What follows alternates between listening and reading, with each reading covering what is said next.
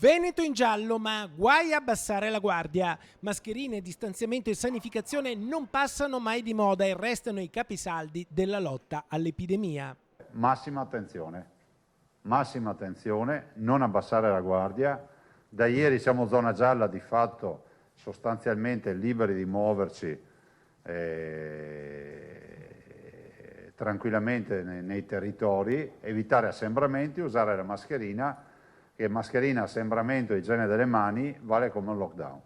Sul fronte dei vaccini la macchina va a pieni giri rispetto alle fiale disponibili. Un terzo dei veneti ha già ricevuto almeno una dose, ma l'ultima sfida è quella della cosiddetta variante indiana individuata nel Vicentino. Si tratta di cittadini da poco rientrati dall'India che sono stati subito isolati. Questa variante ci preoccupa relativamente, nel senso che oggi non ci sono certezze